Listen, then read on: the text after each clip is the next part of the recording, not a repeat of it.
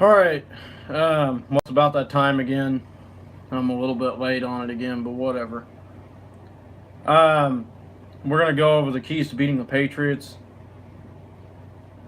I know I sound very enthusiastic, and oh well, I'm pretty tired. Anyways, um, there's really just one key to beating Tom Brady when he's playing hot in Foxborough, and that's just defense has got to get pressure. Armani Watts got put on IR for some reason. He left the game against Jacksonville with a groin injury or something like that, which was weird because he's playing great coverage. And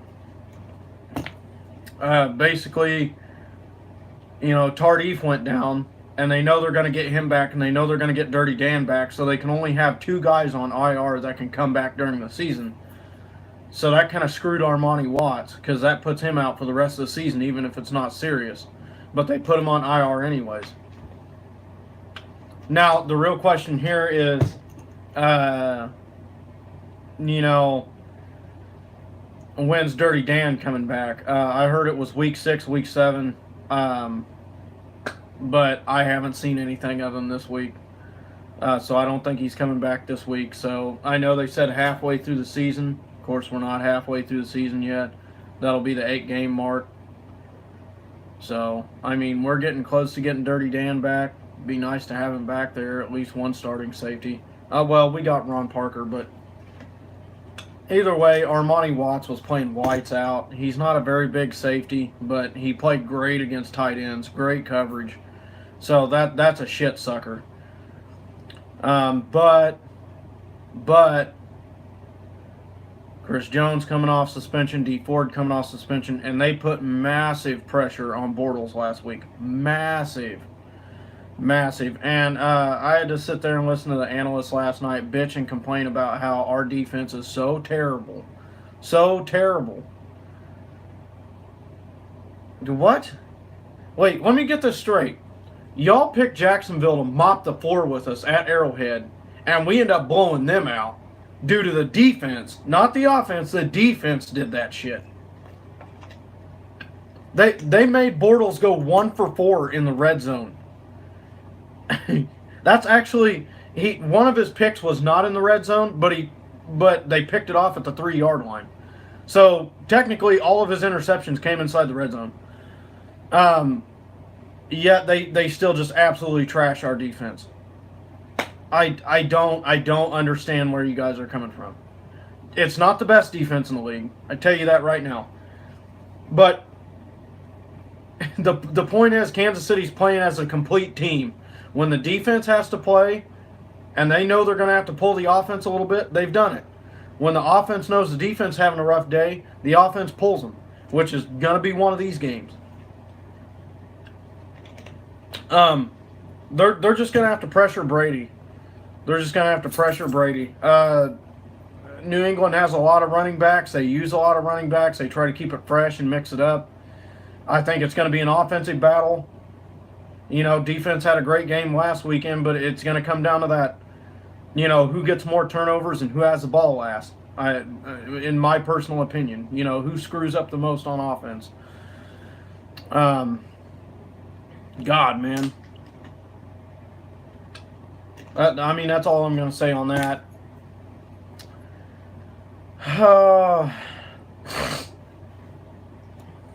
So, statistic-wise, if you want to go based off of yardage,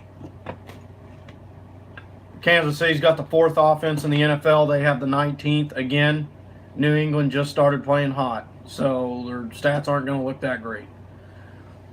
Defense, they're ranked 18th. Not too worried about that. We're ranked 32nd according to yards. This is all according to yardage. Keep that in mind. We'll go by points here in a minute. Passing, we're 10th in the league. They're 20th. Rushing, we're 10th in the league. They're 12th. So we literally outmatched them almost by far, almost by 10 spots apiece on everything, if not more, except for defense. We lack on defense. That goes for yardage. That goes for yardage. So now we're going to apply that to points. We're going to see which offenses get more points. Which, by the way, here's an interesting stat to just throw out there. So, Kansas City has won the last 3 out of 4. Well, no, the last 2 out of 3 meetings. So, basically what I'm saying here is, sorry, I'm trying to do 2 things at once here. What I'm saying is, we beat them at Arrowhead 41-14. What was that, 2015? Yeah, 2015. 2016, we lost to them in the playoffs 27-20. That was the close game we played against them that they won. And then in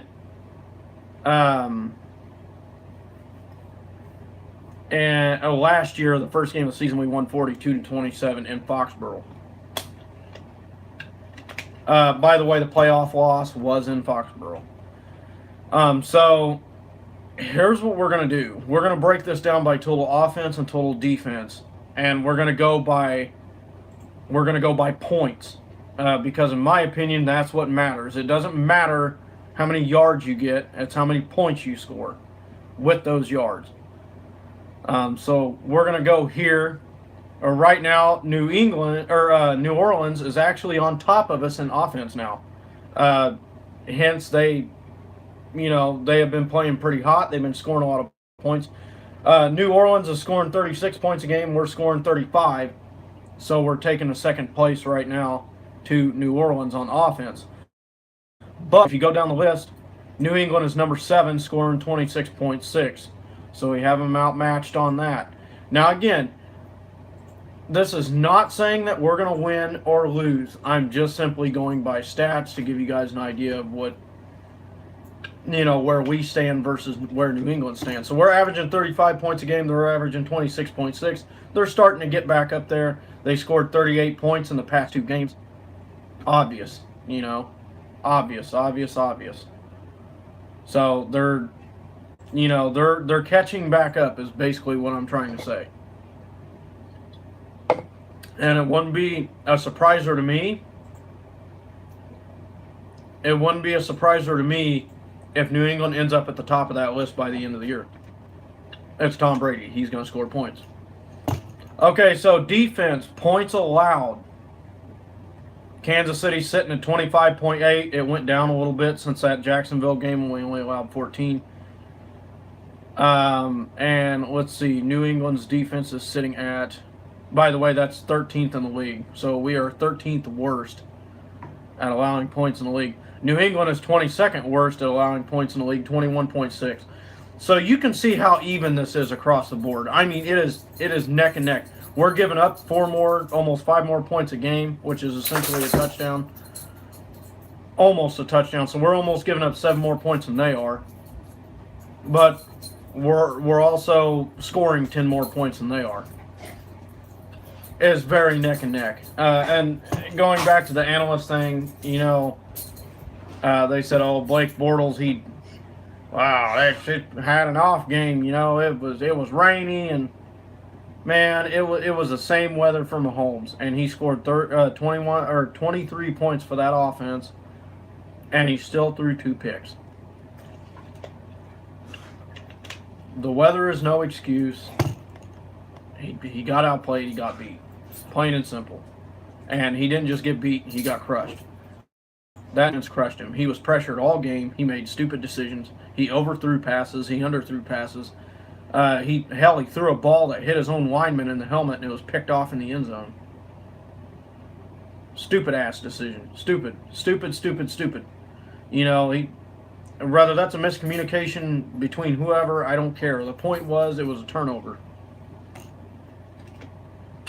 So, as I said before, Detroit beat New England earlier in the season. Again, New England wasn't playing near as good as they was now.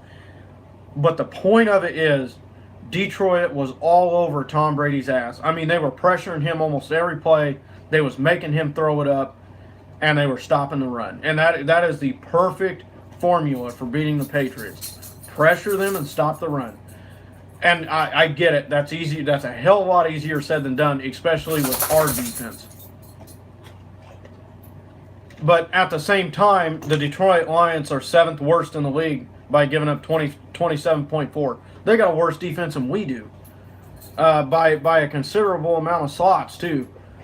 We're 13 and they're 7. So I mean, you know, it's.